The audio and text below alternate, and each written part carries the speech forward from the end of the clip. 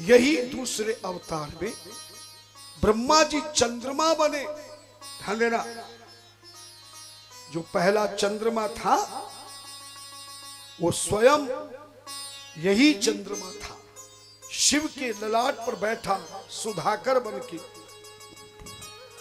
उसी चंद्रमा की यह आकाश में परछाई दिखाई देती है। ब्रह्मा जी चंद्रमा का रूप धारण किया, विष्णु जी ने दत्तात्रेय जी का रूप धारण किया, और भगवान शिव दुर्वासा ऋषि बनकर के द्वापर युग तक भगवान कृष्ण की लीलाओं में अनेक लीलाएं दिखाई। ये दूसरा अवतार है।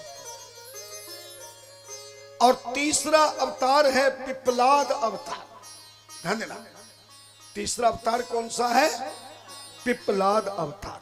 दधीचि मुनि का नाम सुना होगा। महान तपस्वी थे और वत्रासुर नाम के राक्षस ने तपस्या करके ब्रह्मा से वरदान प्राप्त कर लिया था कि मेरी मृत्यु केवल दुर्वासा ऋषि जी की हड्डियों से बने वज्र के द्वारा हो। इसलिए इंद्र देवताओं को साथ लेकर दधीचि मुनि के आश्रम में ऐसे समय पर पहुंचे जब दधीचि मुनि की धर्म पत्नी पूजा करने के लिए बगीचे में फूल लेने गई थी। और जैसे ही फूल लेकर गई तभी इंद्र आदि देवता पहुंचकर दधीचि मुनि से प्रार्थना की, वत्रासुर की कहानी सुनाई और आपकी हड्डी हमें चाहिए ताकि वत्रासुर को मार सके। तब दधीचि मुनि ने स्वयं योग भाव से अपने शरीर के प्राणांत किए। कपिला गौ ने आकर के चमड़ी और मांस को हटाया। दधीचि मुनि की पूरी हड्डियां लेकर इंद्र गया, वज्र बनाया, वत्रासुर से युद्ध किया और वज्र के द्वारा वत्रासुर को मृत्यु दंड दे दिया।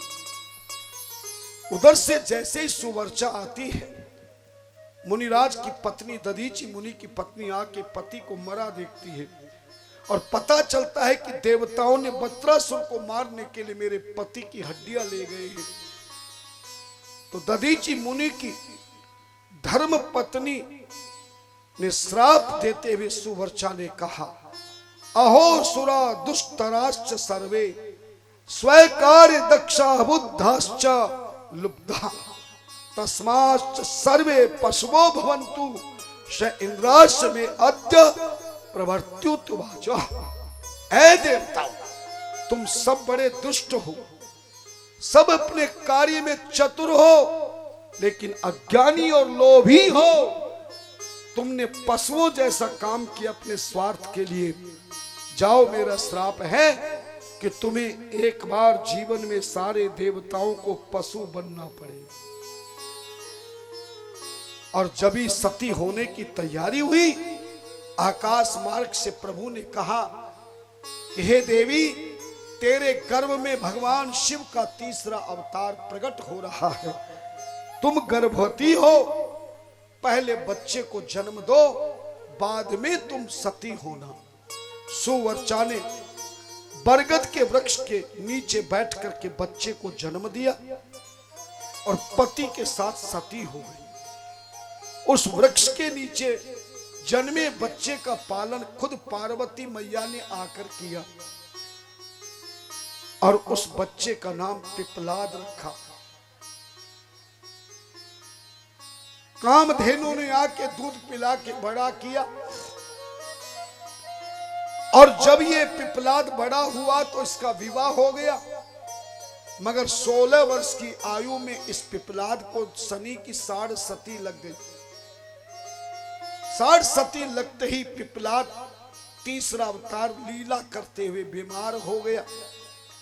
नारद जी ने आके बताया कि तुम पर शनि की 60 सती लगी है। तभी पिपलाद भगवान ने कहा कि मैं इस शनि को अभी मृत्यु दंड देता हूं। ये दूसरों पर 7.5 साल 2.5 साल के 3 किस्तों में पूरे जीवन में शनि का प्रकोप होता किसी भी राशि पर। 7.5 साल का मतलब एक बार में 7.5 साल शनि का प्रकोप नहीं होता, 2.5 साल की 3 किस्तें होती है। शनि जिस राशि में चलता है उससे एक राशि पहले की और एक राशि बाद की, उस पर उसकी दृष्टि की ढैया चलती है। जैसे इस समय हम जो कथा कर रहे हैं, अभी 24 जनवरी 2020 से शनि मकर राशि में आया है, तो धनु राशि और कुंभ राशि वालों को शनि की ढैया लग गई है। ऐसे ही प्रत्येक राशि पर 2.5 साल का शनि का प्रकोप चलता है। लेकिन ऐसा नहीं कि शनि की ढैया लगने बाद, 60 लगने बाद शनि कोई परेशान करता है, नहीं नहीं। शनि तो नवग्रहों का सबसे बढ़िया देवता है, इसे न्यायाधीश कहा गया है। जैसा कर्म मनुष्य करता है उसके अनुरूप ये शनिदेव उसे अच्छा फल भी देता है और दंड भी देता है, बुरा फल भी देता है। यदि शनि आपकी राशि में बढ़िया है, मित्र राशि में है, अच्छे भाव में है, तो शनि आपको माला माल भी कर सकता है। इसलिए किसी के कहने पे कि आपको शनि की 60 ढैया लगी है, कभी घबराना नहीं चाहिए। अच्छे ज्योतिषाचार्यों से दिखाना चाहिए। शनि यदि अच्छे भाव में हो, अच्छी राशि का हो, है ना, तो बहुत बढ़िया रहता है। इस समय वृश्चिक राशि, मीन राशि के लिए बहुत बढ़िया है। वृक राशि को भी अच्छा लाभ देगा। बाकी तो ज्योतिष का विषय है, यहां कहना अच्छा नहीं, वरने जानते हम सब कुछ हैं। और हमने तो वो ज्योतिष सीखा है कि लोग तो बड़े बड़े अनुष्ठान, बड़े बड़े धन धान्य लगवा करके शनि का 60 उतारते हैं। हम तो केवल भोलेनाथ के केवल पूजा मात्र से ही आपकी 60 उतार सकते हैं। भगवान शिव का अभिषेक से बढ़िया कोई अनुष्ठान नहीं है।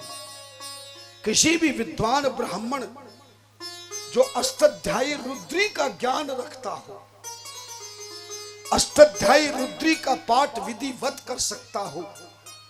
हालांकि रुद्री ने तो आदेश दिया है कि जो कंठस्थ मंत्रों को करके अभिषेक कराए तो अनंत गुना फल प्राप्त होता है, पर अष्टाध्यायी पुस्तक को देख करके भी किया जा सकता है।